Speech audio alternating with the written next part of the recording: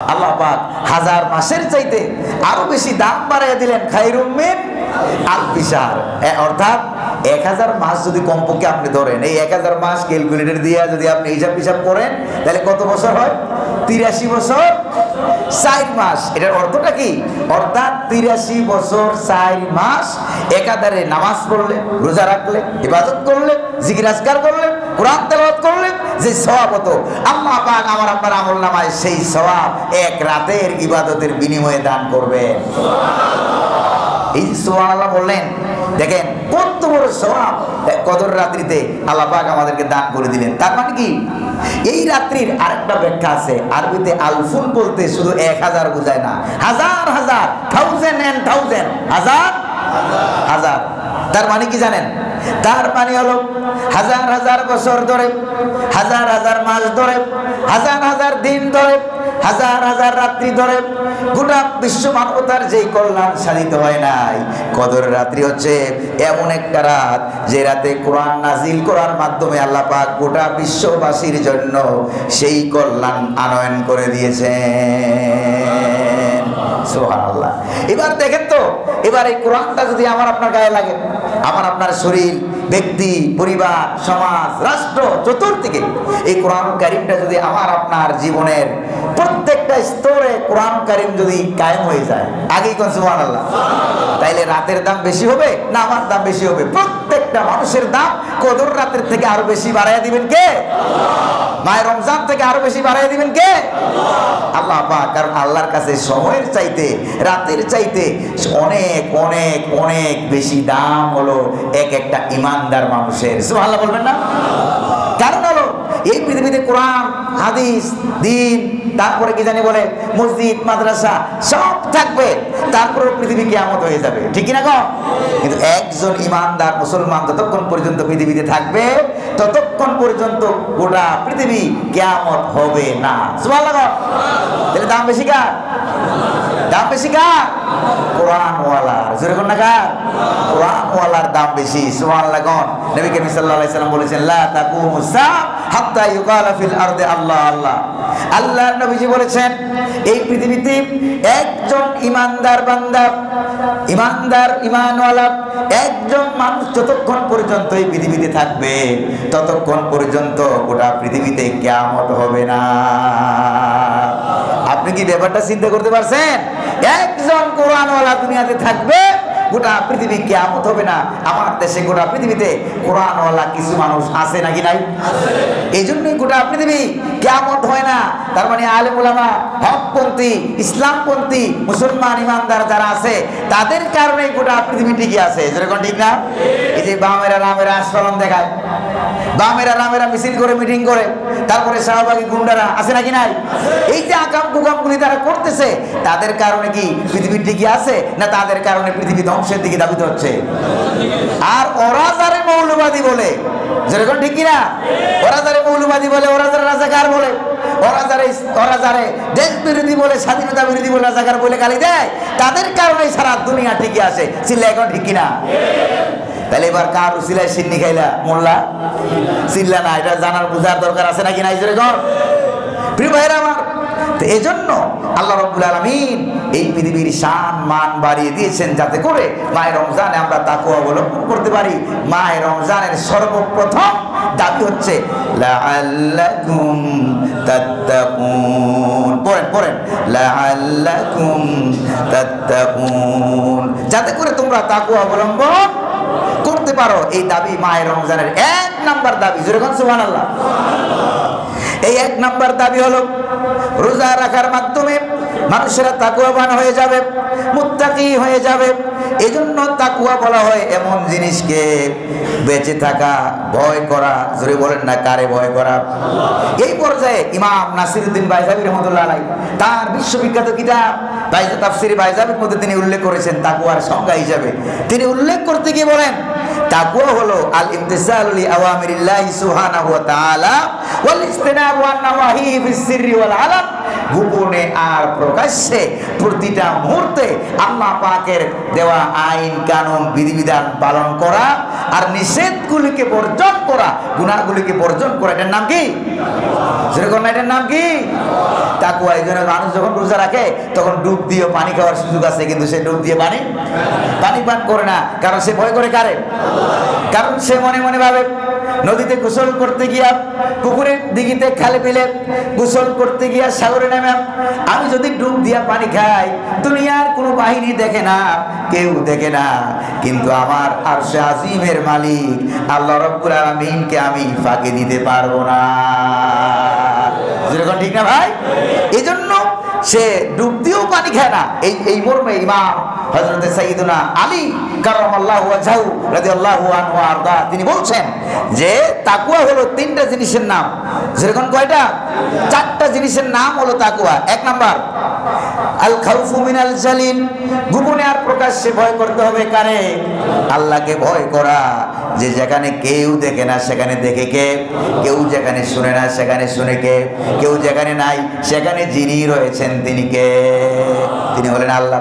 দুই নম্বরে হলো আমালু বিত তানজিল, আল্লাহ পাকের নাজিলকৃত বিধিবিধান কোরআন আর রাসূলের সুন্নাহ অনুযায়ী আমল করা, এটার নাম হলো তাকওয়া।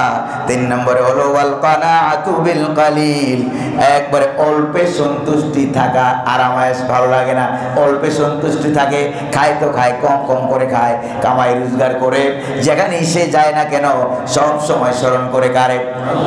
আল্লাহকে স্মরণ করে। তারপরে শুধু স্মরণ করে না, অল্প হোক বেশি হোক, যখন যেটা আল্লাহ পাক তাকে দান করে সঙ্গে সঙ্গে শুকরিয়া আদায় করে কার? আর সঙ্গে সঙ্গে বলে আলহামদুলিল্লাহি রাব্বিল আলামিন। পড়েন আলহামদুলিল্লাহি রাব্বিল আলামিন। শুকরিয়া আদায় করে কার? আল্লাহ পাকের শুকরিয়া তারা আদায় করে। 4 নম্বরে হলো ওয়াল ইস্তিদাদু লিয়াউমির রাহিল, 4 নম্বর হলো ওই ব্যক্তিটা সব সময় সদা সর্বদা আখিরাতের প্রস্তুতি গ্রহণ করে। হাটে তো হাটে আখিরাতের চিন্তা করে, কামাই রোজগার করে আখিরাতের চিন্তা করে, ব্যবসা বাণিজ্য করে, ওজনে কম দেয় না, খাদ্যে ভেজাল দেয় না, চিন্তা করে কার? সে মনে মনে ভাবে একটু পরেই তো আমি মারা যাব, নামাজে দাঁড়াই তো দাঁড়ায়, আর মনে মনে ভাবে এটাই তো আমার জীবনের শেষ নামাজ। সুবহানাল্লাহ। কেউ যদি দাড়িপাল্লা হাতে নেয় মনে করে এটাই আমার জীবনের শেষ, হাতে নেওয়া দাড়িপাল্লা, তারপরে ওজনে কম, ওই ব্যক্তির পক্ষে দেওয়া সম্ভব হবে? যেরকম না সম্ভব। ব্যবসা করতে গিয়ে মনে করে এটাই আমার জীবনের শেষ দিন, নামাজে দাঁড়িয়ে মনে করে এটাই হচ্ছে আমার জীবনের শেষ নামাজ। সুবহানাল্লাহ। তাইলে ওই ব্যক্তির পক্ষে আর নামাজে ফাঁকি দেওয়া সম্ভব? যেরকম না সম্ভব কি? সম্ভব না। প্রিয় ভাইরা আমার, এই পর্যায়ে হযরতে আবু হুরায়রা রাদিয়াল্লাহু তাআলা আনহু, নাম শুনেন নাই আপনারা? আপনারা কি নাম শুনেন নাই? আবু রাদিয়াল্লাহু তাআলা আনহু, তিনি তাকে প্রশ্ন করা হয়েছিল। আরেক বর্ণনায় আসছে হযরত উবাই ইবনে কাব রাদিয়াল্লাহু তাআলা আনহুকে প্রশ্ন করা হয়েছিল তাকওয়া কাকে বলে। একটা তাকওয়ার উদাহরণ আপনি কি আমারে দিতে পারেন? এবার তিনি তাকওয়ার একটা উদাহরণ দিতে গিয়ে তিনি বলেছেন হাল আকাস্তা তরিকান যা শাউকিন, কখনো কি তুমি কাঁটাযুক্ত পথ কখনো কি তুমি অতিক্রম করেছো? যেরকম না কি পথ? কাঁটাযুক্ত পথ। আর দেশের মরুভূমিতে কিছু কিছু গাছ আছে পাতা পাতা দেখা যায় না, এটা গাছের যে কাণ্ডটা ওইটাও কাটা, গাছের যে ডালাপালা ওইটাও কাটা। উটেরা, উটের খুব প্রিয় খাবার, উটে এই খাবারগুলি খায়। যারা মরুভূমিতে গেছেন তারা দেখছেন কাটা আর কাটা। তো তিনি বলছেন তুমি কি কখনো কাঁটাযুক্ত রাস্তা পথ অতিক্রম করেছো? লম্বা জুব্বা গায়ে দিয়া, কি গায়ে দিয়া? লম্বা জুব্বা গায়ে দিয়া। আরব দেশের এটা অনেক আগের থেকে ড্রেস, ইব্রাহিম আলাইহিস সালামের মূলত এই ড্রেসটা ছিল লম্বা জুব্বা গায়ে দেওয়া, মাথায় রুমাল দেওয়া, পাগড়ি পরা। দেখছেন নাকি দেখেন নাই? এইটা এই লম্বা জুব্বা গায়ে দিয়া কখনো কি কাঁটাযুক্ত রাস্তা অতিক্রম করেছো? কওয়ালা নাম। তিনি বললেন যে হ্যাঁ। কাইফা সানাতা, তখন তুমি কেমনে রাস্তাটা চলেছো আমারে বলো। কওয়ালা ইজা রাইতু শাওকা আদালতু আনহু, যখন আমি চেষ্টা করেছি এই রাস্তা দিয়ে কাটা আছে, আমি এই রাস্তা দিয়ে যাব না, যদি সম্ভব হয় অন্য রাস্তা দিয়ে আমি অন্য রাস্তা দিয়ে যাওয়ার চেষ্টা করেছি। আর অন্য রাস্তা যদি না পাই, আও জাওয়াজতুহু, চেষ্টা করেছি লাফ দিয়া কাটা গাছকে পার হইয়া কেমনে যাওয়া যায়, 2 নম্বরের চেষ্টা, এটাও যদি না পারি, আও কাসারতু আনহু, তখন আমি 3 নম্বরের চেষ্টা করেছি। কিভাবে দেখেন, তখন আমি আমার জামাটারে সুন্দর করে গুটাইয়া, ওই যে আমার দেশে মানুষ লুঙ্গি পরে, পায়জামা পরে, পাঞ্জাবি পরে, ঠিক না? তখন ওই নিচের দিকে লুঙ্গি বলেন, পায়জামা বলেন, সবগুলিকে গুটাইয়া সুন্দর করে চিকন করে এমন ভাবে 8-60 হয়ে আমি যাওয়ার চেষ্টা করেছি, যাতে করে একটা কাটা আমার গায়ে কাপড়ে, জামা কাপড়ে লাগতে না পারে। হযরত আবু হুরায়রা রাদিয়াল্লাহু তাআলা আনহু অথবা হযরত উবাই ইবনে কাব রাদিয়াল্লাহু তাআলা আনহু, তখন তিনি বললেন, যাকাত তাকওয়া, এটাই হচ্ছে তাকওয়া। সুবহানাল্লাহ, এটাই হচ্ছে তাকওয়া। এই দুনিয়ার ভিতরে দর্শন, জেনা, পাপাচার, চুরি, ডাকাতি, হত্যা, এগুলি চতুর্মুখী পাপ আর পাপ। সুদ, ঘুষ, জেনা, মদ দিয়া তো সমাজ ভরপুর। জোরে বলেন ঠিক কিনা? আর জোরে বলেন ঠিক কিনা? গতকালকেও যেই মেয়েটা মারা গেল, আসিয়া, কেবলমাত্র 8-9 বছরের শিশু, কয়েকজনে মিলে দফায় দফায় দর্শন করে দত্তাস্থানকে কর্তন করার কারণে মেয়েটা গতকালকে দুনিয়া থেকে বিদায় হয়েছে। জোরে বলেন ঠিক কিনা? কারণ স্বাধীন দেশ স্বাধীন হওয়ার পর থেকে এই পর্যন্ত এমন কোন সরকার আমরা পাই নাই যে সরকার ধর্ষণের বিচার করে, হত্যার বিচার করে, ইসলামের শরিয়া অনুযায়ী, কোরআন সুন্নাহ অনুযায়ী দেশ রাষ্ট্র পরিচালনা করে এমন একটা সরকার আমরা যেরকম না পাইছি কি? পাই নাই।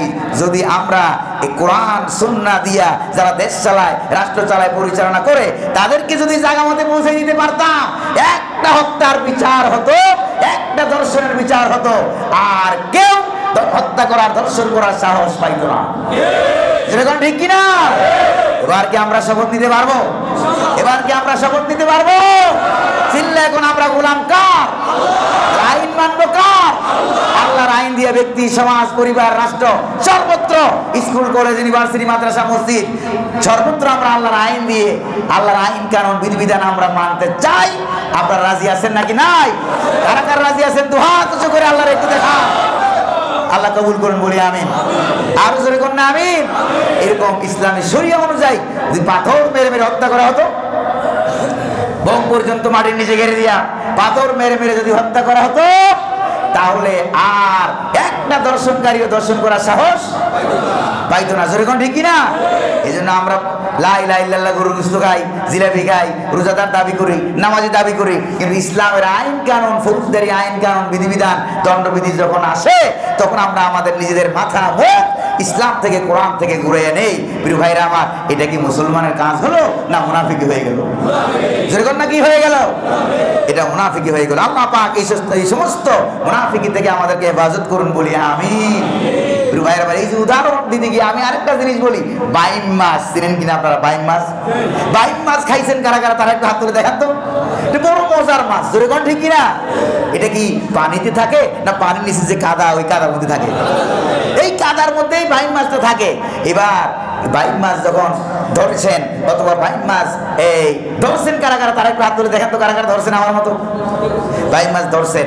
এই বাইম মাছের কাদার ভিতর থেকে টেনে টেনে বের করে নিয়ে আসলেন, কিন্তু এই বাইম মাছের গায়ে কয়েক কেজি কাদা লাগে থাকে নাকি? 1 ফোঁটা কাদা বাইম মাছের গায়ে আছে? চতুর্দিক দিয়ে কাদা আর কাদা, কিন্তু মাছের, বাইম মাছের গায়ে একটা ফোঁটা কাদাও নাই। সুবহানাল্লাহ।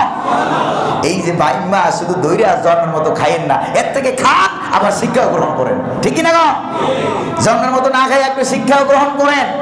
বাইম মাছটা যেরকম চতুর্দিকে কাদা আর কাদা, এই দুনিয়ার ভিতরে চতুর্দিকে পাপ আর পাপ, সমাজ কলুষযুক্ত, পাপাচার মুক্ত সমাজ। এই সমাজের ভিতরে আমি আর আপনি বসবাস করব, আর নিজের গায়ে বাইম মাছের মতো 1 ফোঁটা কাদাও আমার আপনার গায়ে লাগতে পারবে না। এটার নাম হলো তাকওয়া। যেরকম এটার নাম কি? তাকওয়া। এই তাকওয়া 6টা বৈশিষ্ট্য আছে। যেরকম না কয়টা? আর যেরকম কয়খানা? 6টা বৈশিষ্ট্য আছে এই তাকওয়ার। 1 নম্বরে এই 6টা বৈশিষ্ট্য কোথেকে আসে জানেন?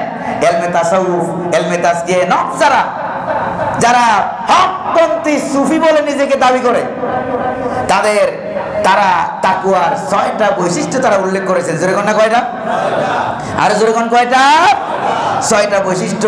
কারণ আমরা জানি একজন প্রকৃত ইমানদার হওয়ার জন্য তার ভিতরে ইমান থাকবে, তার ভিতরে ইসলাম থাকবে, তার ভিতরে তাকওয়া থাকবে, তার ভিতরে ইহসান থাকবে। যখন কয়টা জিনিস থাকবে? একজন প্রকৃতপক্ষে মর্দে মুজাহিদ, হ্যাঁ, মুসলমান হওয়ার জন্য, মর্দে মুমিন হওয়ার জন্য তার ভিতরে কয়টা জিনিস থাকবে? চারটা। ইমান, ইসলাম, তাকওয়া, ইহসান। কয়টা জিনিস থাকবে? এই চারটা জিনিসকে আনয়ন করার জন্য আমরা দেখতে পাই যে তার ভিতরে গুরুত্বপূর্ণ একটা জিনিস হলো তাকওয়া। গুরুত্বপূর্ণ জিনিস কি? তাকওয়া। তাকওয়া থাকলে পরেই লোকটা ইমানদার হয়ে যায়, মুসলিম হয়ে যায়, মুত্তাকি হয়ে যায়, তার ভিতরে ইহসান চলে আসে। সে ইবাদতের ক্ষেত্রে আল্লাহ পাকের সাথে সে কি করে ইহসান করে, আর মুআমালাতের ক্ষেত্রে, লেনদেনের ক্ষেত্রে আল্লাহর বান্দাদের সাথে সে ইহসান করে, দয়া করে। যেরকম সুবহানাল্লাহ। ছয়টা বৈশিষ্ট্য। এক নম্বরের বৈশিষ্ট্যটা কি একটু ভালো করে খেয়াল করেন। এক নম্বরের বৈশিষ্ট্য হচ্ছে ওই ব্যক্তি সব সময় সত্য খোঁজ করে। কি খোঁজ করে? সত্যের সন্ধানী। এক নম্বর কি? সত্যের সন্ধানী। ইলমে তাসাউফ, তাজকিয়ে নফসের পরিভাষায় এটাকে বলা হয় তাফতিশে হক, সত্যকে অনুসন্ধান করা। কি করা? জোরে কর। সত্যকে অনুসন্ধান করা। শুধু নামাজে না, নামাজ, রোজা, হজ, যাকাতে যেরকম ভাবে সত্যকে অনুসরণ করে, এই ব্যক্তি নিজের জীবনের প্রতিটা ক্ষেত্রে, বাজারে যাবে, স্কুলে যাবে, কলেজে যাবে, ব্যাংকে যাবে, লেনদেনে যাবে, জীবনের 16 আনা ক্ষেত্রে রান্নাঘর থেকে শুরু করে নিয়ে পার্লামেন্ট পর্যন্ত কাকে খুঁজ করবে? জোরে কর। আল্লাহকে। জোরে কর না কারে? আল্লাহ তাআলাকে খুঁজ করবে, সত্যকে অনুসন্ধান করবে। যেটা সত্যটা গ্রহণ করব, মিথ্যাটা গ্রহণ করব না। এরকম অনুসন্ধানমুখী যারা, তাদেরকে আল্লাহ পাক বলেন আমি তাদেরকে হেদায়েতের রাস্তা দেখিয়ে দিই। সুবহানাল্লাহ। আর জোরে কর না সুবহানাল্লাহ। কোরআনে কারীমে রব্বুল আলামিন বলেন আল্লাযীনা জাহাদু ফিনা লানাহদিয়ান্নাহুম সুবুলানা। যারা নাকি এরকম চেষ্টা সাধনা করে, আল্লাহ পাক বলেন তাদেরকে হকের রাস্তাগুলো আমি আল্লাহ দেখাইয়া দেই। সুবহানাল্লাহ। এই সত্য অনুসন্ধানী যারা, তাদেরকে কোরআন কারীমের একবারে শুরুতে বলা হয়েছে হুদাল্লিল আলিফ লাম মিম। পড়েন আলিফ লাম মিম যালিকাল কিতাবু লা রাইবা ফীহি হুদাল্লিল মুত্তাকিন। সুবহানাল্লাহ। তাহলে আমরা কি আমাদের জীবনের প্রত্যেকটা ক্ষেত্রে সত্যকে অনুসন্ধান করব? যেরকম না করব, তাইলে মুত্তাকি। আর নাইলে নাম মাত্র মুত্তাকি হবে, কামে মুত্তাকি হওয়া যাবে না। এক নাম্বার। নাম্বার দুই নম্বর হলো সত্যকে অনুসন্ধান করে খুঁজে টুজে সত্যকে পেয়ে গেছে। সত্যকে পেয়ে গেছে। সত্যকে পেয়ে যাওয়ার পর নির্দ্বিধায়, দ্বিধাহীন চিত্তে, জীবন থাকলেও পারে গেলেও পারে, ভালো করে খেয়াল করেন, দ্বিধাহীন চিত্তে নির্দ্বিধায় সে সত্যকে গ্রহণ করবে। আল্লাহু আকবার। ওই ব্যক্তি সত্যকে গ্রহণ করবে। আল্লাহর পক্ষ থেকে এসেছে, হুজুরের পক্ষ থেকে এসেছে, কখনো আর প্রশ্ন করবে না।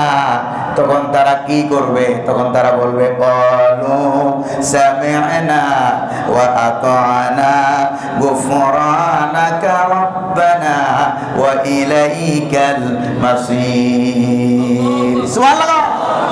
সত্য খুঁজে পেয়ে গেল, এবার মাথা পেতে দ্বিধাহীন চিত্তে সত্যকে গ্রহণ করবে, মেনে নিবে। এইটা মানতে গিয়া তার ভিতরে কোনো ইতস্তত বোধ সে করবে। যারা নাকি এই কাজটা করবে তাদেরকে আল্লাহ পাক ঈমানদার বলেছেন।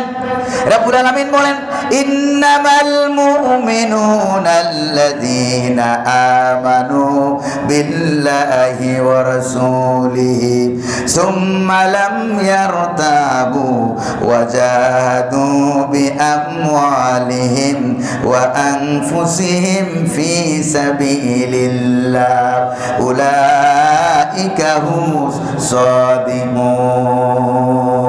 সুবহানাল্লাহ বলেন। নিশ্চয়ই তারাই হলো ঈমানদার যারা আল্লাহর প্রতি ঈমান আনে, বিশ্বাস করে, রাসূলের প্রতি ঈমান আনে, সুম্মা লাম ইয়ারতাবু, এরপরে বিন্দু মাত্র সন্দেহ পোষণ করে না, যেরকম সুবহানাল্লাহ, এরপরে নিজের জান দিয়া আর মাল দিয়া জিহাদ করে কার রাস্তায়, জান দিয়া আর মাল দিয়া আল্লাহ পাকের রাস্তায় জিহাদ করে, আল্লাহ পাক বলেন উলাইকা হুমুস সাদিকুন, এরাই হলো ঈমানের দাবিতে, তাকওয়ার দাবিতে আসল সত্যবাদী, যেরকম সুবহানাল্লাহ। আমরা কি আল্লাহর খোঁজ করব? দ্বিধাহীন চিত্তে নির্দ্বিধায় মেনে নিতে হবে, কারে, যেরকম না কারে, আল্লাহ তাআলাকে আমরা মেনে নিব, আর মুহাম্মদুর রাসূলুল্লাহ যা নিয়ে আসছেন তা গ্রহণ করব। ওয়ামা আতাকুমুর রাসূলু ফাখুযুহু ওয়ামা নাহাকুম আনহু ফান্তাহু। আল্লাহ পাক বলেন আমার নবী তোমাদের জন্য যা যা নিয়ে আসছে এগুলি গ্রহণ করো, আর যা থেকে বিরত থাকতে বলে সেইগুলি থেকে বেঁচে থাকো। ঘোষণাটা কার? আর সত্যকে তালাশ করলেন, ভালো করে খেয়াল করেন, সত্যকে তালাশ করলেন, সত্যকে গ্রহণ করলেন, এবার আজীবন আমরণ সত্যের উপরে অটল থাকা। আল্লাহু আকবার। আজীবন আমরণ সত্যের উপরে কি থাকতে হবে? অটল থাকতেই হবে। কারণ আমরা জানি আরবিতে একটা প্রবাদ আছে, আল ইস্তেকামা আসাদ্দু মিনাল কারামা, কারামতি দেখানোর চাইতে সত্যের উপরে অটল থাকা অনেক অনেক অনেক কঠিন, যেরকম ঠিক না? সত্যের উপরে অটল থাকতে হবে। এজন্য প্রত্যেক দিন প্রত্যেক রাকাতে সূরাতুল ফাতিহার ভিতরে সত্যের উপরে অটল থাকার জন্য আমরা দোয়া করি। কার কাছে? জোরে কর না, কার কাছে? আল্লাহ তাআলার কাছে আমরা দোয়া করি, ইহদিনাস সিরাতাল মুস্তাকিম। পড়েন ইহদিনাস সিরাতাল মুস্তাকিম। আল্লাহ তাআলা আমাকে সহজ সরল সঠিক রাস্তা দেখায় দাও, অর্থাৎ সহজ সরল সঠিক রাস্তার উপরে আজীবন থাকার তৌফিক দান করে দাও। সুবহানাল্লাহ বলবেন না? এই দোয়া করতে হবে কার কাছে? এই দোয়া করতে হবে আল্লাহ পাকের কাছে।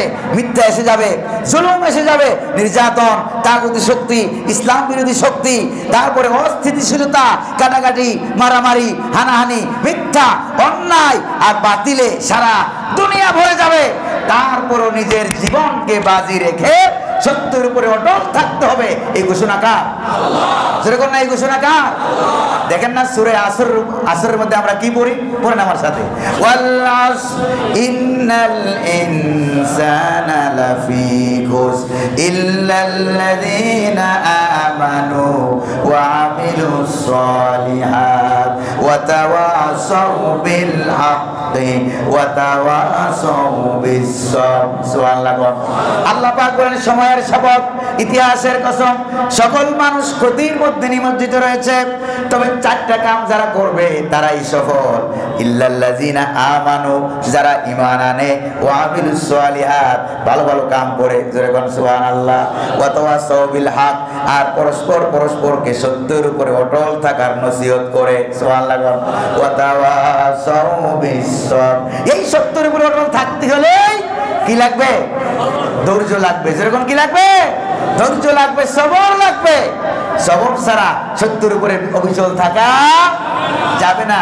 এই জন্য হযরত লুকমান আলাইহিস সালাম তার কলিজার টুকরা সন্তানকে ডাক দিয়ে কি বলেন দেখেন, ইয়া বুনাইয়া আকিমিস সালাত ওয়া আমুর বিল মারুফি ওয়ানহা আনিল মুনকার ওয়াসবির আলা মা আসাবাক ইন্না যালিকা মিন আজমিল উমুর। সুবহানাল্লাহ। ও আমার কলিজার টুকরা সন্তান, নামাজকে প্রতিষ্ঠা করো, নামাজকে আদায় করো, সৎ কাজের আদেশ দাও, অসৎ কাজ থেকে মানুষকে বিরত রাখো। আর এই কাম যখন করতে চাইবা তখন তোমার উপরে বাধা আসবে, বিপদ আসবে, জেল, জুলুম, নির্যাতন, বাধা, তারপরে হক বাতিলের দ্বন্দ্ব সেখান থেকে শুরু হয়ে যাবে। তখন তুমি কি করো? ওয়াসবির আলা মা সাবাক। আল্লাহু আকবার। তখন তুমি ধৈর্য ধারণ করার মতোই ধৈর্য ধারণ করো। বিপদে আপদে বালায় মুসিবতে ধৈর্য ধারণ করতে হবে। এই হুঙ্কার, ঘোষণা কার?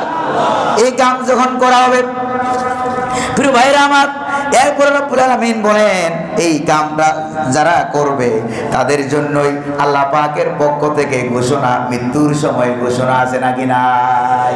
মৃত্যুর সময় বিরাট বড় পুরস্কার। সুবহানাল্লাহ। রব্বুল আলামিন বলেন ইন্নাল্লাযীনা ক্বালু রাব্বুনাল্লাহু সুম্মা ইসতাকামু তাতানাজ্জালু আলাইহিমুল মালাইকা আল্লা তাখাফু ওয়া লা তাহজানু ওয়া আবশিরু বিল জান্নাতিল্লাতী কুনতুম তুআদুন। সুবহানাল্লাহ বলেন না? যারা নাকি সত্যের উপরে অভিযোগ থাকে আমৃত্যু, সুবহানাল্লাহ। যারা বলে আল্লাহ আমার রব, সুম্মা ইসতাকামু, এরপরে এটার উপরে কি থাকে? অটল থাকে, অটল থাকে। অটল যারা থাকবে তাদেরকে আল্লাহ পাক কি বলেন জানেন? আল্লাহ পাক বলেন মৃত্যুর সময় দলে দলে ফেরেশতারা জান্নাত থেকে জান্নাতি রুমাল নিয়ে তার রূহটা নেওয়ার জন্য আসবে। সুবহানাল্লাহ। এসে বলবে আল্লাহ তাখাফু, কোনো ভয় পাইও না, ওয়ালা তাহজানু, কোনো টেনশন করিও না, চিন্তাও করিও না, ওয়াবশিরু বিল জান্নাহ, জান্নাতের শুভ সংবাদ আমাদের পক্ষ থেকে গ্রহণ করো। আমরা কি মৃত্যুর সময় জান্নাতের শুভ সংবাদ কি আমরা পেতে চাই? যদি পেতে চাই তাহলে আমৃত্যু অটল থাকতে হবে তাকওয়ার উপরে। জোরে বলেন ঠিক কিনা?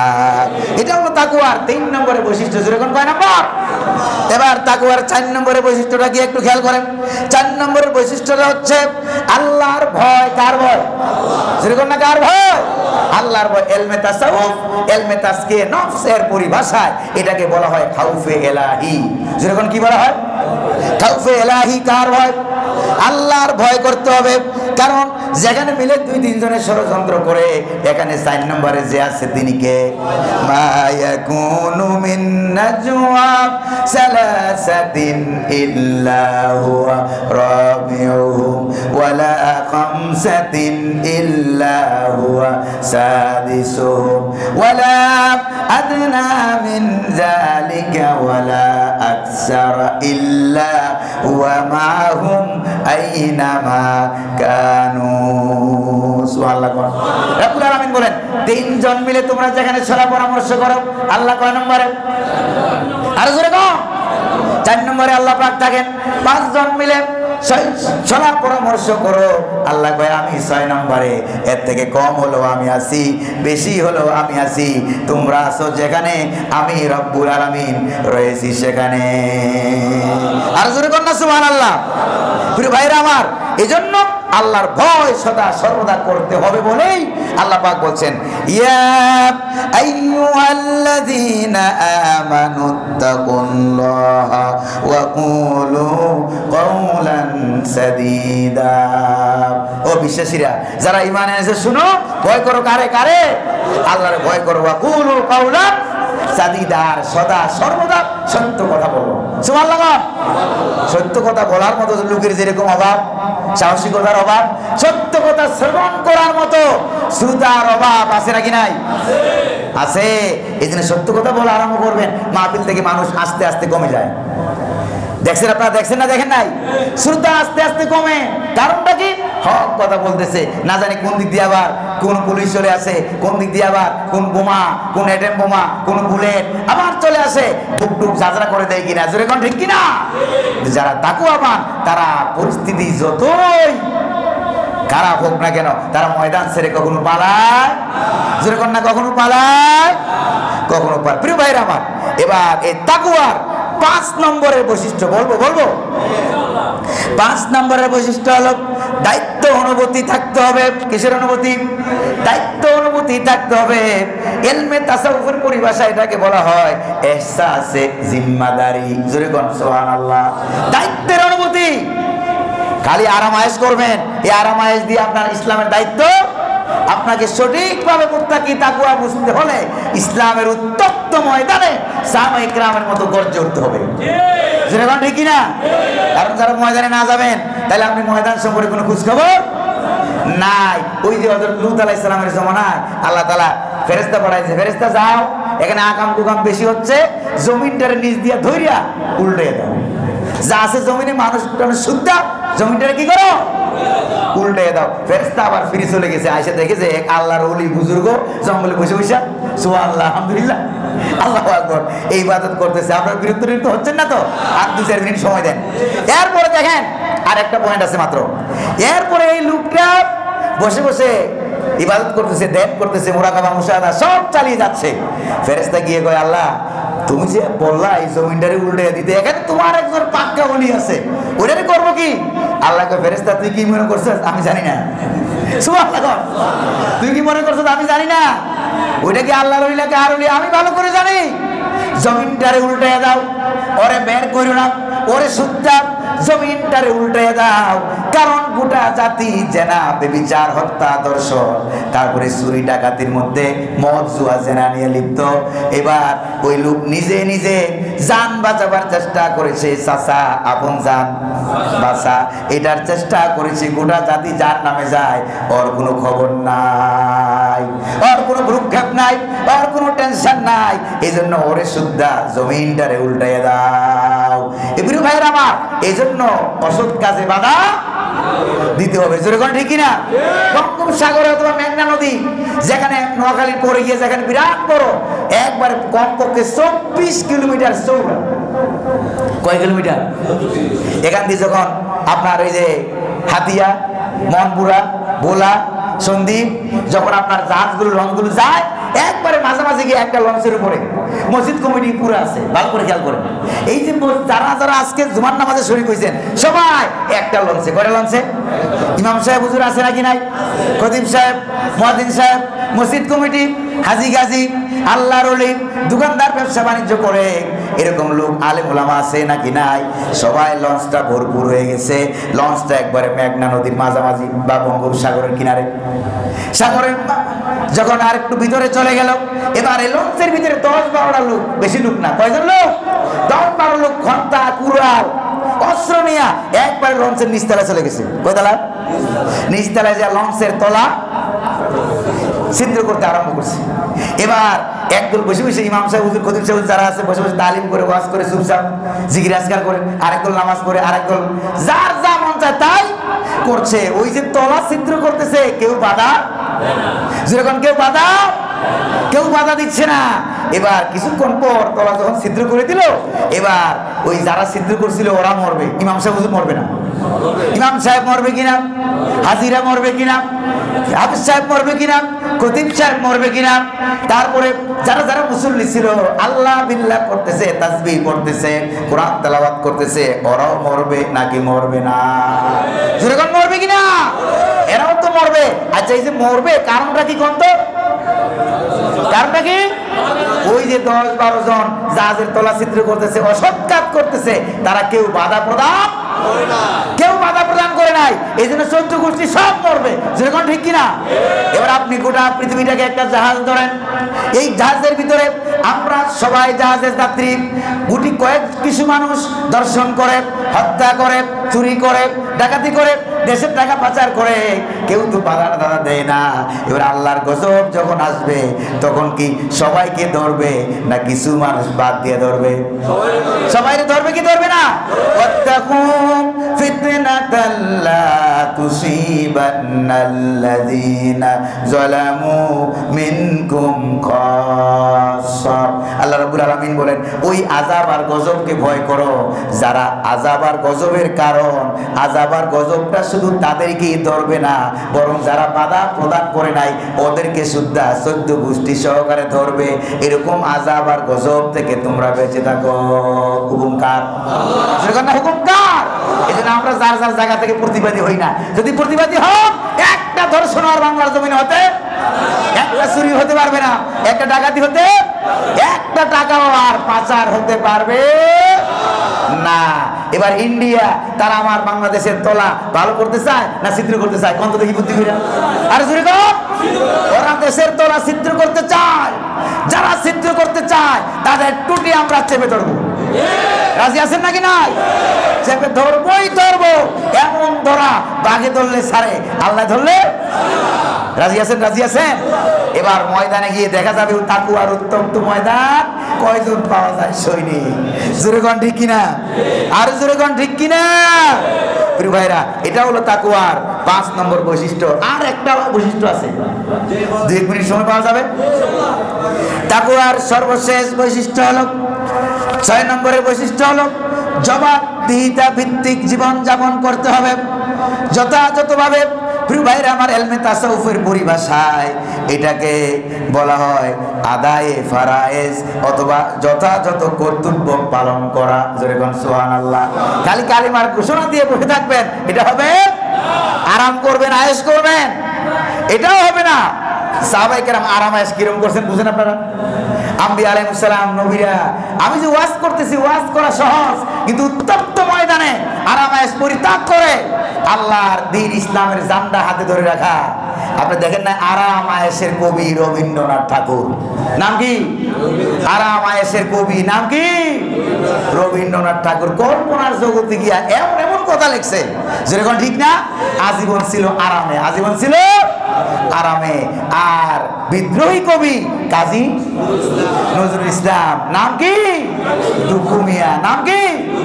দুঃখু মিয়া। ভালো করে খেয়াল করেন, এই দুঃখু মিয়া আরামায়েশ জীবনে ছিল? যেরকম আরামায়েশ ছিল, এক একটা কবিতা লিখেছে, কোরআন হাদিসের ব্যাখ্যা হয়ে বেরিয়েছে। আল্লাহু আকবার। আর মরার সময় বলছে, আমার মসজিদের কাছে আমার দাফন করে। সুবহানাল্লাহ। মসজিদেরই পাশে আমায় কবর দিও ভাই, যেন ঘুরে থেকে মুয়াজ্জিনের আযান শুনতে পাই। ঠিক না? ঠিক না? আল্লাহ তাআলা তার দোয়া কবুল করছে না করে নাই? একবার মসজিদের কাছে কবর, দুঃখু মিয়া, আর আল্লাহর কাছে দোয়া করেছে। কি দোয়া করছে জানেন? দোয়া করছে, আল্লাহ পতাকা যখন দিয়েছো প্রভু, এটা বহন করার শক্তি আমায় দাও। আল্লাহু আকবার বলবেন না? যে দ্বীন ইসলামের পতাকা তুমি আমারে দিয়েছো, বহন করার মতো যোগ্যতা তুমি আমারে দান করো। চিল্লায় বলেন আল্লাহু আকবার। আর ওইদিকে আরাম আয়েশের কবি রবীন্দ্রনাথ ঠাকুর কত কিছু লিখছে, বাস্তবতার সাথে কোনো মিল টিল যেরকম মিল আছে কোনো? আরাম আয়েশের জিন্দেগির দ্বারা যাপন করে তাদের জীবন বাস্তবতা থেকে অনেক দূরে, বাস্তবতা থেকে অনেক দূরে। এই জন্য আপনি কি ওয়াজের ময়দানে আছেন না দ্বীন ইসলামের ময়দানে, উত্তপ্ত ময়দানে আছেন, সেটাই প্রমাণ করবে আপনার তাকওয়া কতদূর। এই কাম যারা করবে তাদেরকে আল্লাহ পাক জান্নাত দান করবেন। সুবহানাল্লাহ। ইন্নাল্লাযীনা আমানু ওয়া আমিলুস সলিহাতি কানাত লাহুম জান্নাতুল ফিরদাউসি নুজুলা। সুবহানাল্লাহ। যারা ঈমান আনবে আর কামরা করবে, ভালো ভালো কাম করবে ঈমানের দাবি অনুযায়ী, আজীবন যারা ভালো ভালো কাজ করবে, আল্লাহ পাক বলেন কিয়ামতের দিন হাশরের ময়দানে আমি তাদেরকে মেহমানদারির জন্য জান্নাতুল ফেরদাউসে নিয়ে যাব। আর জোরে কোন সুবহানাল্লাহ। আমরা কি জান্নাতে যাইতে চাই? কারা কারা চাই? একটু হাত তুলে দেখাইতে আল্লাহরে। সবাই চাই। আল্লাহ কবুল করুন, বলি আমিন। আর জোরে কোন আমিন। ভাইরা আমার, এই হলো মাহে রমজানের 1 নম্বর উদ্দেশ্য, লাআল্লাকুম তাত্তাকুন। সুবহানাল্লাহ। লাআল্লাকুম তাত্তাকুন কয় নাম্বার? 1 নম্বর উদ্দেশ্য। আর 2 নম্বর উদ্দেশ্য, আর মানুষ গুনাহ করে কি কারণে? এগুলি আজকে না, এগুলি আজকে না। আজকে যেখানে শেষ করলাম তাও তো 5-7 মিনিট সময় বাড়ায় নিছি। রাগটা করেন নাই তো আপনারা? বিরক্ত হয়ে গেছেন? দুপুরে খাবার দাবারের ঝামেলা আছে নাকি? দাওয়াতের ঝামেলা আছে না? এই জন্য মাহে রমজানটা হয়তো জিকির, না হয় ওয়াজ শুনবেন, না হয় তেলাওয়াত করবেন, না হয় নামাজ, না হয় তারাবি, না হয় সেহরি, না হয় ইফতার। তারপরে কয়েকদিন পরে আসতেছে ইতিকাফ। কি আসতেছে? ইতিকাফের নিয়ত এবার কারা কারা করছেন একটু হাত তুলে দেখানো যাবে কি? কারা কারা নিয়ত করছেন দেখি? 1 2 কই 3 4 5 সব পুরা 6। যুবকদের মধ্যে কেউ নাই ইতিকাফ করবে এরকম কেউ নাই? যৌবন কালটা কারা কারা? ওই যে আপনি যুবক দেখছেন কারবার 75 বছর বয়স নাকি? এই যুবকদেরকে হাত তুলতে বললে বুড়া মেয়েরা যদি হাত তোলে, আমি মাঝে মাঝে একটু চিন্তা করি যে আরেকখান বিয়ে করতে চায়। বাসায় শুনলে খবর আছে নাকি নাই? যেরকম খবর আছে নাকি নাই? তা আজকের আলোচনা শুই না শরীরটা দেখতে বুড়ো হইলো, আসল কারবার হইলো ইমানদারে আল্লাহ যুবক বানাইছে। আলহামদুলিল্লাহ। ইতিকাফের নিয়ত করেন, দান খয়রাতের নিয়ত করেন। তারপরে আমাদের নূরপুর মসজিদে প্রত্যেক দিন 200 200, 150, 250 লোক হয়ে যায়। 200-র উপরে 200 থেকে 250 লোক হয়ে যায়। প্রত্যেকদিন ইফতারি করানো হয়। সুবহানাল্লাহ। এই ইফতারির জন্য এই বছর আমাকে সেক্রেটারি সাহেব বললেন যে হুজুর এইবার ইফতারিতে আমাদের এখানে কি আছে, কিছু ঘাটতি আছে এখনো। এই ঘাটতি পূরণের জন্য কারা কারা আগে আসবেন, কি দিবেন আমি জানি না, কারা কারা আগে আসবেন তারা একটু হাত তুলে দেখান তো, তারা একটু হাত তুলে দেখান তো। আল্লাহ কবুল করুন, বলি আমিন।